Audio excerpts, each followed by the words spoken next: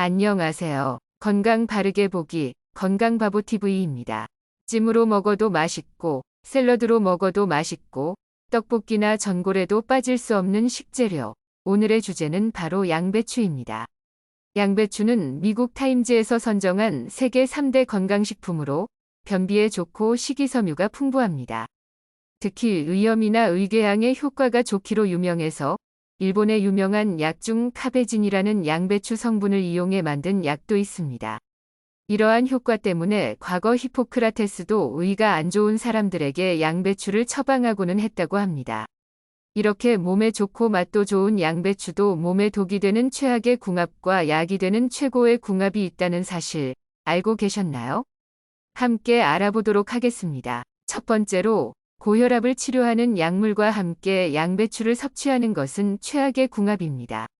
특히 와파린 계열의 항응고제인 고혈압약과 아스피린을 복용하고 있는 사람들은 양배추 섭취를 피해야 합니다.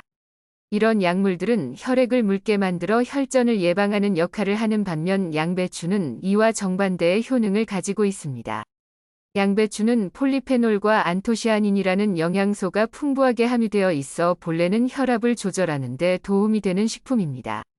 이들 영양소는 혈압을 안정화시키고 심장 건강을 유지하는 데 중요한 역할을 합니다. 그러나 아스피린이나 고혈압 약물을 복용하는 사람들에게는 이러한 효과가 역효과를 불러올 수 있습니다. 와파린 계열의 약물과 아스피린은 혈액을 묽게 만들어 혈전을 예방하는 항응고제로 작용하는데 반대로 양배추에는 비타민 K가 포함되어 있어 혈액 응고를 돕는 역할을 합니다.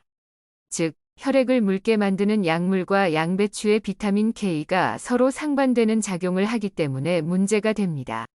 따라서 고혈압 약이나 아스피린을 복용하고 있는 사람들은 양배추 섭취를 특히 주의해야 합니다.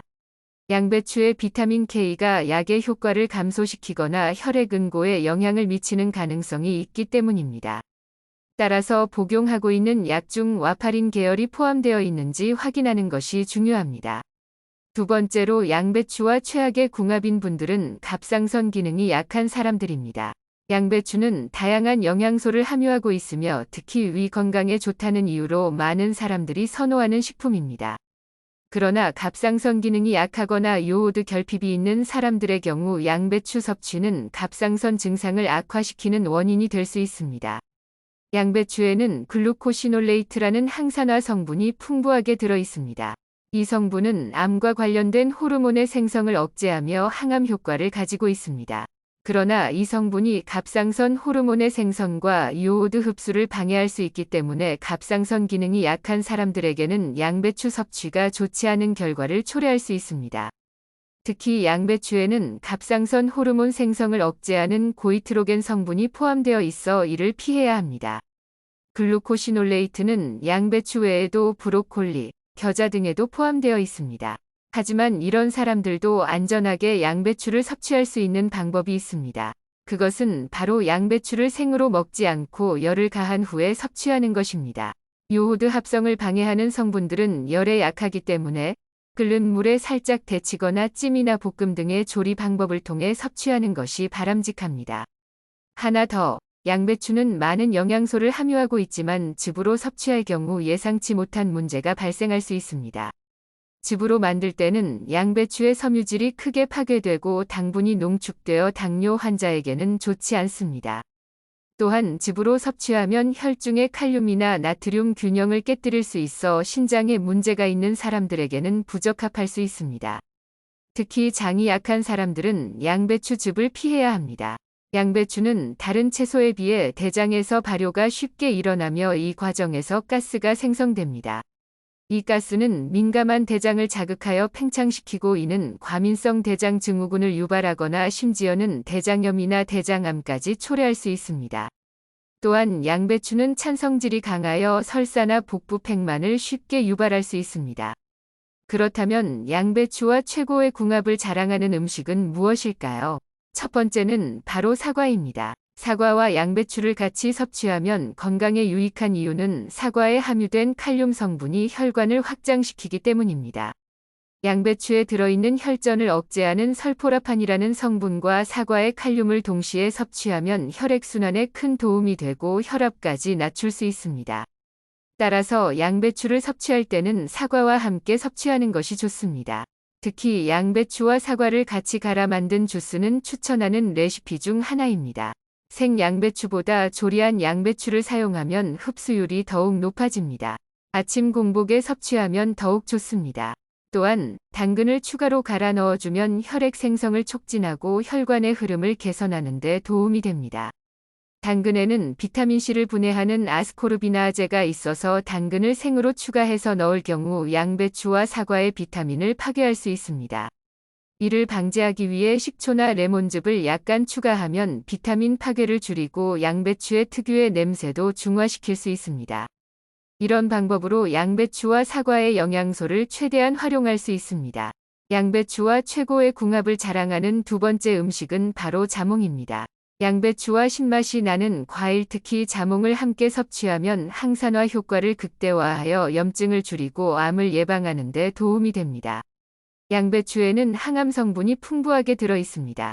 그 중에서도 아이소티오시아네이트라는 성분은 강력한 항암 효과를 가지고 있다는 사실이 밝혀졌습니다.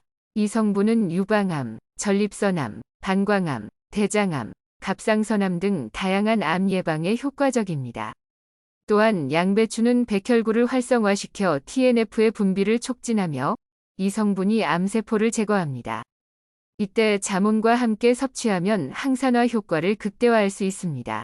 이는 자몽에 풍부하게 들어있는 비타민C와 양배추에 있는 카로티노이드 성분이 서로 상호작용하여 피부세포의 노화를 막고 세포 재생을 촉진하여 피부를 윤기 있고 탄력 있게 만들어주기 때문입니다. 또한 양배추는 식이섬유가 풍부하고 칼로리가 낮아 다이어트에도 좋습니다. 자몽과 함께 섭취하면 자몽 속의 나린진이라는 성분과 함께 작용하여 내장 지방을 제거하는 효과까지 있습니다. 더불어 양배추는 천연 위장 보호제로 알려져 있습니다. 양배추에 있는 설포라판 성분은 위암을 일으키는 원인 중 하나인 헬리코박터 파일로리균의 확산을 억제하므로 위 건강에 특히 도움이 됩니다. 또한 양배추는 위 점막 강화와 재생을 촉진하는 비타민이 풍부하게 들어 있습니다. 리보플라빈, 카로티노이드 등의 항산화 성분이 함유되어 있어 대장암과 의장 건강에도 매우 효과적입니다. 양배추와 최고의 궁합을 자랑하는 마지막 세 번째 음식은 바로 우유입니다. 우유는 단백질과 비타민 그리고 칼슘이 풍부하게 들어있어 양배추의 영양소를 효과적으로 보완해 줍니다. 이러한 우유의 영양소는 양배추와 잘 어울려서 완벽한 영양 균형을 이루며 또한 의산을 중화시켜서 의장을 안정시키는 데에도 큰 도움을 줍니다. 특히 양배추에 들어있는 다양한 비타민이 우유의 단백질과 결합하여 새로운 형태의 단백질을 합성하는 과정이 일어납니다. 이렇게 합성된 단백질은 의장을 보호하는 역할을 하여 의산에 의해 손상된 의장을 복구하는 데 매우 효과적입니다. 이런 과정을 통해 우유는 양배추의 의장 건강에 대한 효능을 극대화하는 데 크게 기여하게 됩니다. 특히 의장이 약한 사람들이나 소화가 잘 안 되는 사람들에게는 양배추와 우유를 함께 섭취하는 것이 큰 도움이 됩니다. 이 두 가지 음식을 함께 섭취하면 속이 쓰리거나 소화가 잘 안 되는 문제를 완화시켜주며 안전하게 양배추를 섭취할 수 있게 됩니다. 양배추와 우유를 함께 갈아서 아침 공복에 섭취하는 것은 의장 건강을 유지하는 데 매우 좋은 방법입니다. 지금까지 양배추와 최고의 궁합, 최악의 궁합에 대해 함께 알아보았습니다. 오늘 영상도 도움되셨다면 좋아요와 구독 부탁드립니다. 감사합니다.